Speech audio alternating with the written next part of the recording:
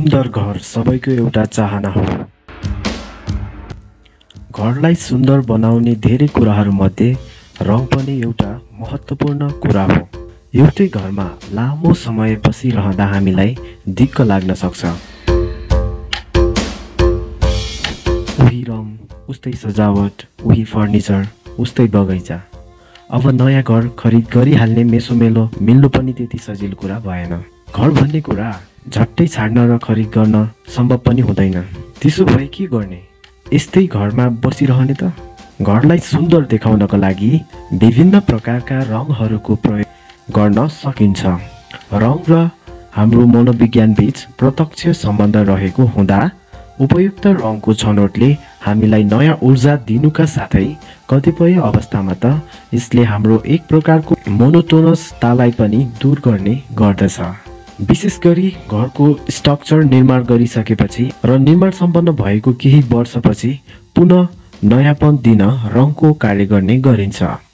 पुरानो घरलाई पुनः रङ लगाउने कार्यलाई टेक्निकल भाषामा रेनोभेसनको पाठो अन्तर्गत लिने गरिन्छ। आफूले बनाएको घर पुरानो लागे वा त्यसलाई फरक साजसज्जामा सजाउन रेनोभेसन गर्न सकिन्छ। यसरी रेनोभेसन गरेपछि घरमा नयाँपन आउँछ। त्यसपछि हामी त्यही घरमा पुनः रमाउन सक्छौँ। इन्टेरियर डिजाइनरसँगको परामर्शबाट रेनोभेसनको कार्य गर्दा घर आकर्षक हुनुका साथै अन्य गुणस्तरतामा पनि अभिवृद्धि गर्न सकिन्छ। घरको क्षेत्रफल, आकार, उचाइका साथै मानिसको आवश्यकता एवं रुचिलाई ध्यानमा राखी आन्तरिक स्वरूप तयार गरी डिजाइनरले ढाँचा तथा विचारहरू तयार गर्ने गर्दछ। रेनोभेसनबाट खाली ठाउँको उपयोग हुनुका साथै सानो कोठा फराकिलो र अँध्यारो कोठा उज्यालो समेत देखिने गराउन सकिन्छ। कोठा उज्यालो र ठुलो देखाउन पेन्ट्स। कोठालाई ठुलो र उज्यालो देखाउन रङले महत्त्वपूर्ण भूमिका खेल्छ। साँघुरो कोठालाई अझ ठुलो देखाउन सफ्टर र हल्का रङ छनौट गर्नुपर्छ। उज्यालो भित्ता अधिक रिफ्लेक्टिभ हुन्छ, जसले कोठा खुल्ला हुन्छ र हावा ओहोरदोहोर भइरहेको महसुस गराउँछ। घरको भित्तामा लगाइने रङले कोठाहरूमा प्राकृतिक प्रकाशको प्रभाव अधिकतम देखाउन मद्दत गर्छ। अर्कोतर्फ गाढा रङले प्रकाश अवशोषित गर्छ र कोठा सानो देखिन्छ। वाल फ्रेम्स र ऐना। कोठाको सुन्दरता बढाउन खाली भित्ताहरूमा सजावट गर्न सकिन्छ। धातुको फ्रेम भएको ऐना काठले बनेको फ्रेमको तुलनामा बढी राम्रो देखिन्छ। यद्यपि काठबाट बनेको फ्रेम पनि राख्न सकिन्छ। विशेष गरी गाढा रङको काठको फ्रेम प्राकृतिक देखिन्छ। पुरानो फोटो फ्रेममा पुरानै फोटो सजाएर नयाँपन दिन पनि सकिन्छ, जसले घरलाई ऐतिहासिक लुक्स दिन्छ। भित्तामा राखिएको शिल्पकलाले कोठालाई परम्परागत लुक्स प्रदान गर्छ। अझ हाम्रो इच्छा अनुसारका चित्रहरू जस्तै गिटार, फुल आदि इत्यादिले त झन् कोठालाई रोमाञ्चित र मनमोहक पनि बनाउँछ। Indoor plant. कोठाहरूमा विभिन्न किसिमका इन्डोर प्लान्ट राख्न सकिन्छ।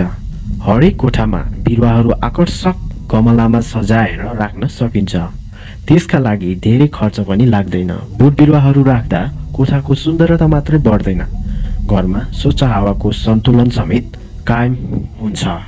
बोट बिरुवाले प्रदूषित हावा पनि अवशोषित गर्छन् र हानिकारक ग्यासहरू हटाउँछन् भने हाम्रो जीवनमा रङ थप्छन् र प्रकृतिसँग नजिक पुर्याउँछन्।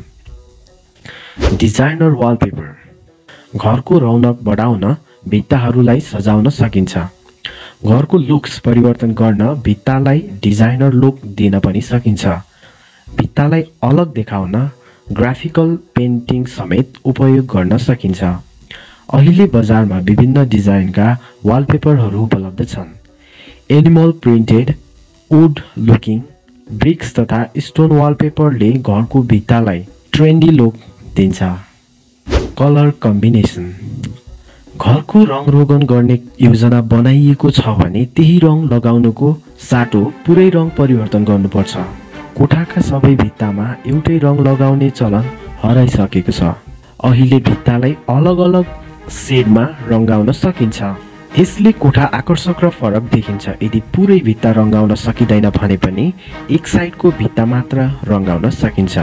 र विशेष ख्याल गर्नुपर्ने कुरा भनेको रङ अरूको घरको हेरेर नक्कल गर्नुभन्दा पनि आफ्नै तथा प्राविधिकको सोचले घरलाई समुदायमा नै राम्रो र नमुनायुक्त पार्न सकिन्छ। स्मार्ट फ्लोरिङ घरलाई नयाँ लुक्स दिन फ्लोरिङले पनि विशेष भूमिका खेल्छ। अहिले वुड फ्लोरिङ चलेको छ। वुड फ्लोरिङ स्क्रैच हुँदैन र सस्तो पनि पर्छ। यसका अतिरिक्त मार्बल र टाइल्स फ्लोरिङ पनि आकर्षक रङ तथा सेटमा उपलब्ध छन्। फ्लोरलाई अलग लुक्स दिन एम्ब्रोइडरी र स्टोन वर्क भएको कार्पेट समेत प्रयोग गर्न सकिन्छ। लाइटिङ घरको लग्जरी लुक्सका लागि ह्याङ्गिङ पेन्डेड स्यान्डलेयर तथा वाल लाइटहरू लगाउन सकिन्छ। वाल लाइट्स धेरै सेटमा पाइन्छन्। घरमा भित्ताको रङसँग मिल्ने लाइट्स लगाउनु पर्दछ। चम्किलोपन र यसको रङले पनि सुन्दरतामा विशेष भूमिका खेल्ने गर्दछ। एसेन्ट लाइट्स कुनै विशेष ठाउँमा हाइलाइट गर्न लगाइन्छ। यो लाइट्स बैठक कोठाका लागि उपयुक्त हुन्छ। बेडरुमका लागि डिम लाइट प्रयोग गर्नुपर्दछ। घर सानो वा होचो छ भने रुफ लाइटिङबाट जोगिनु पर्दछ। वाल लाइटिङको प्रयोगबाट घरलाई आकर्षक देखाउनका साथै विशेष लुक्स दिन सकिन्छ। विशेष गरी लाइटिङको डिजाइन गर्दा प्रत्यक्ष आँखामा पर्ने नगरी वस्तु र सतहमा पार्न सकियो भने अति सुन्दर लुक्स प्राप्त गर्न सकिन्छ। भान्साकोठा घरको फरक लुक्स दिन आजकल डिजायर मोड्युलर किचनको ट्रेन्ड रहेको छ।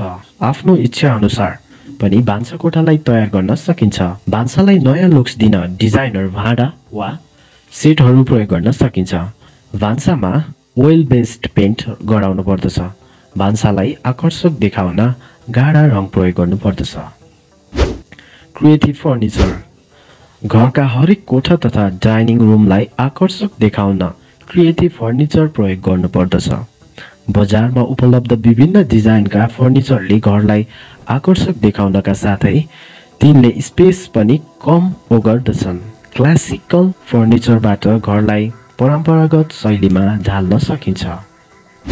सिसा घरलाई आकर्षक लुक्स दिन सिसा वा पर्दाले महत्त्वपूर्ण भूमिका खेल्दछन्।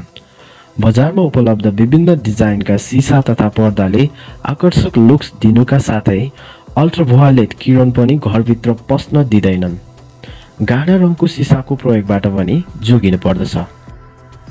पर्दा घरलाई आकर्षक लुक्स दिन पर्दाले पनि विशेष भूमिका खेल्दछ। यदि घरको पेन्ट्स परिवर्तन गर्न सकिएन भने पनि पर्दा मात्र परिवर्तन गरेर घरलाई फेस्टिभ लुक दिन सकिन्छ। घरलाई आकर्षक लुक्स दिन नेटको पर्दा प्रयोग गर्न सकिन्छ। घरमा पर्दा लगाउँदा भित्तामा लगाइएको रङमा पनि ध्यान दिनुपर्दछ। कुसन सोफा वा लो बेडमा आकर्षक डिजाइनका कुसन राखेर घर सजाउन सकिन्छ। अहिले बजारमा विभिन्न डिजाइनका कुसन उपलब्ध छन्। चाडपर्वमा कुसनको कभर परिवर्तन गरेर नयाँपन अनुभव गर्न पनि सकिन्छ। कुसन कभरका साथै पर्दा फर्निचर तथा भित्ताको रङ कुनै एउटा थिममा आधारित भए अझ बेस्ट हुन्छ। डेकोरेटिभ आइटम ससाना डेकोरेटिभ आइटमबाट पनि घरलाई फेस्टिभ लुक दिन सकिन्छ। यस्ता सामान कोठाको खाली ठाउँमा सजाएर राख्दा आकर्षक देखिन्छ। बजारमा विभिन्न डिजाइनका ल्याम्प उपलब्ध छन्। ल्याम्पले कोठाको सुन्दरता बढाउन मद्दत गर्दछन्। फ्लावर भास माटाका भाँडाहरू प्राकृतिक तथा कृत्रिम फूल आदिले कोठाको सुन्दरता बढाउन सकिन्छ। बगैँचा आफ्नो घरलाई अलग लुक्स दिन बोन्साई वा अन्य बिरुवा प्रयोग गर्न सकिन्छ। नर्सरीमा धेरै प्रकारका बोट बिरुवाहरू पाइन्छन् जसको प्रयोग bedroom, drying room, living room तथा घरको इन्ट्री गेटमा राख्न पनि सकिन्छ। यसले घरलाई नेचुरल लुक्स दिन्छ। कलात्मक गमला घर सजावटमा गमलाले पनि महत्त्वपूर्ण भूमिका खेल्छ। अहिले बजारमा विभिन्न डिजाइनका एवं साइजका आकर्षक रङका हलुका तथा गुणस्तरीय गमलाहरू उपलब्ध छन्। सामान्यतया माटो र प्लास्टिकका गमला प्रयोग गरिने भए पनि काठ, ढुङ्गा, बाँस, सिमेन्ट आदिबाट तयार पारिएका गमला पनि उत्तिकै प्रचलित छन्। आफूलाई मनपर्ने डिजाइनका गमलामा फूल तथा बिरुवा रोपेर बगैँचा वा कोठा सजाउन सकिन्छ। घर रेनोभेटिभ गर्नुअघि के गर्ने? घर रेनोभेटिभ गर्नुअघि केही कुरामा भने पहिले नै सतर्क हुनुपर्छ, किनभने कुनै पनि गल्तीका कारण विपरीत परिणाम प्राप्त हुन सक्छन्। त्यसकारण काम सुरु गर्नुअघि नै केही कुरामा ध्यान पुर्याउनु पर्दछ, जस्तै सही बजेट, सही ठाउँ, सामानको सूची तयार गर्ने, काममा निगरानी राख्ने आदि।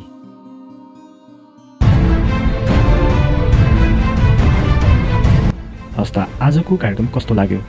तलको कमेन्ट बक्समा आफ्नो प्रतिक्रिया जनाउन नभुल्नुहोला। साथै यस्तै भिडियोहरू प्राप्त गर्नका लागि कृपया हाम्रो च्यानललाई सब्स्क्राइब गर्न नभुल्नुहोला।